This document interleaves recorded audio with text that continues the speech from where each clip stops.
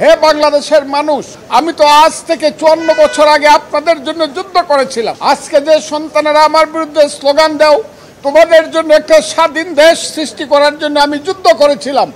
তোমাদের কাছ থেকে কি আমি অপমৃত্যুটা আমার কাম্য? বিশেষ করে ফ্রান্স থেকে কয়েকদিন আগে 2 জন ইউটিউবার অর্ডার দিয়েছে আমাকে হত্যা করার জন্য। তো আজকে সকালে ঘুম থেকে ওঠার সঙ্গে সঙ্গেই আমার বাসার সামনে, যে বাসায় আমি থাকি সেটার নাম হলো কনকর্ড, দুদকের সামনের যে 20 তলা বিল্ডিং, এই কনকর্ডে আমি থাকি। আমি শুনলাম স্লোগান হচ্ছে কয়েকটা।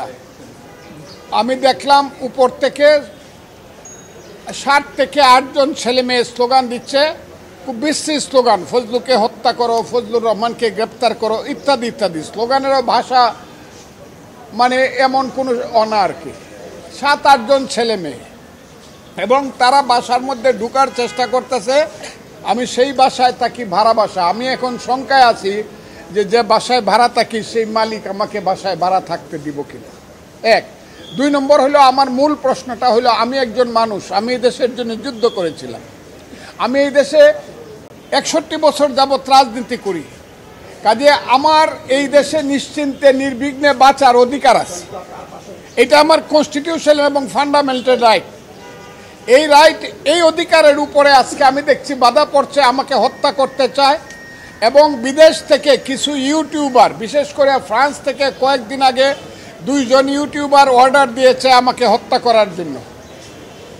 এবং কালকে রাত্রে বা পরশু রাত্রে দেখলাম এরা সবাই জামাতের লোক, তারা বলেছে ফজলুর রহমানকে গলা কেটে হত্যা করতে হবে, ইত্যাদি ইত্যাদি।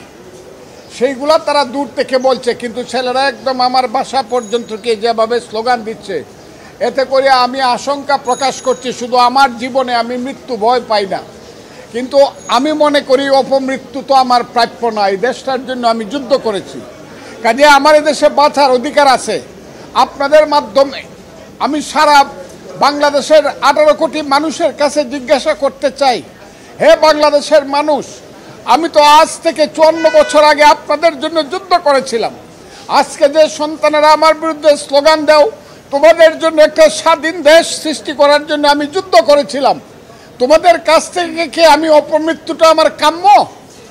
যদি আমার কোনো কথায় তোমরা মনে করে থাকো আমি দেশের বিরুদ্ধে কথা বলছি বা তোমাদের কর্মকাণ্ডের বিরুদ্ধে কথা বলছি, আমার বিরুদ্ধে মামলা করো, আমাকে গ্রেফতার করো, আমাকে শাস্তি দাও।